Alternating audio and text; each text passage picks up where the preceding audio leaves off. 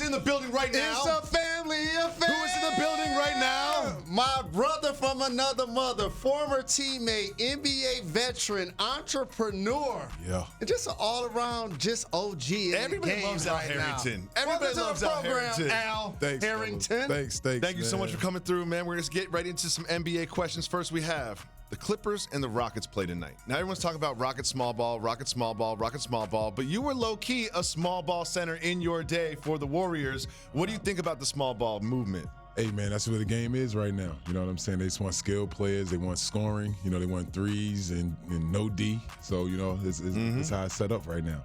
As somebody that came out of high school to the league and watched how the game and the rules have changed, do you wish you were now a part of the league versus when you entered the league? Oh, man. I wish I was in the league right now. I'd be a $300 million player. Right? How about that? Man, my mother had me too soon. Your mama had you too soon. Because you shot threes, okay? You scored in the post, and you played in transition, and you could pass. Right, that's all you need to do right now. You don't get no post action though. Everything is just threes, driving, and that's it. Yeah, see, I think Jalen was right for his era because you're a two-pointer. You shoot little 10-footers, little ugly bank shots. Like, that doesn't work right now, Jay. Nah, Jay can shoot threes. I would have been shooting threes. Instead of shooting 1 or 2 a game, I'd have been shooting 5 or 6. Yeah, that's all. That's just the difference in the game. Well, you know, Al, obviously you're active in the cannabis community. Yep. And my question for you is, when is the NBA going to catch up with the rest of society and change their policies when it comes to cannabis? I think it's really soon because the players is like they want it bad. You know what I'm saying? They bring it up, you know, in meetings and different things like that. Obviously, you see it with the MLB going and the NFL sure going to make their announcement once their CBA is finalized. You know, the NBA is going to have to come on around. Al, I always thought it was a racial undercurrent to the sports that punished for marijuana that just so happen to be the predominantly black sports like basketball and football versus the sports that don't. Right. I mean, you're right about that. You know what I'm saying? At the end of the day, I feel like there is some form of a racial kind of undertone with that because, like you said, the two leagues that are dominated by black players are the ones that are policed the hardest with, you know, for cannabis. You know, you were at the Knicks game last night. Yep. What do you think about what's going on with the Knicks, with Spike and Charles Oakley and James Dolan and all of this? I got to watch what I say because then they won't invite me back. You have to start paying for tickets. You have to start paying for tickets. Yeah.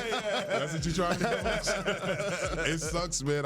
We just can't. You know, I'm a diehard Knicks fan. We just can't get out our own way, man. It's just like I've heard that we're cursed, and it seems to be true because I mean, like, how do you get into it with Spike Lee, bro? Yeah, that's crazy. Spike Lee. Yeah. Of all people, you know what I'm saying? Not only all the money he spent, but just, you know, he is our mascot. You know what I'm saying? He is the Knicks mascot. And like, how do you get into it with him over walking into an entrance? So how about this, Al? What do you say for all of the people who are disappointed by how Oak was treated, disappointed by how Spike was treated, but yet it seems like we keep going to the games? Well, you know, I mean, we sort of boycott the games, huh? I don't know. That's what we're trying to figure out. So, but I guess it's more of like, do we support the players? You know what I'm saying? If anything, I went to support the players. Like Jordan Clarkson's my little homie, and I saw him the night before, and he literally asked me like, "Yo, OG, come see me play." So that's the only reason why I reached out to the Knicks to go to the game. Other than that, I wouldn't have been there. So I went there more for the support of a player than actually, you know, for the Knicks organization. Do you think the league can do anything to get James Dolan to sell the team? I don't think they can do anything. Nah. You know what I'm saying? I mean, the world we live in, you know, this is his team. He does what he wants with it. But I think that they should at least have a talk with him. You know what I'm saying? Because this team is too important to the league and to all of sports, you know what I'm saying, to be always dealing with, you know, nonsense issues. Do you think New York can ever become a Nets town? No. Interesting. So. I mean, I'll even use an example in LA. Like, as good as the Clippers are, right? And I have a box there. Laker games to the Clipper games is just a totally different vibe, feel, period. So this is the Knicks is New York. You know what I'm saying? So I don't think no matter what success the Nets have, they could ever take over the Knicks. So I want to ask you a question about someone who's very important to all three of us in this room. Larry Bird. LB. Legend. What was it like being around Larry Bird? What impact did he have on your career? Oh my God! So my first meeting with Larry, I was late for my press conference. Oh, And when I walked in, he didn't say hi. No, he was like, "Don't you ever effing be late again." That's kind of how I started my relationship with him. And I just felt like it never got any better after that. I used to just hide behind them every time he was around, just like trying to stay out of his eyesight. what was he like as a coach? He was cool, man. You know, I always say he was a game manager. You know what I'm saying? Like for the 2 years I was there, I never saw him write an X or O on the board. You know what I'm saying? He had Dick Harder and he had Rick Carlisle to do offense and defense, but he just, managed the game. Like, Jalen, come on, come sit down. He was a master at that. You know what I'm saying? All right, well, sometimes we rely on your expertise and your wisdom and your experience in the league. So we need you to take people like me behind the curtain. Okay.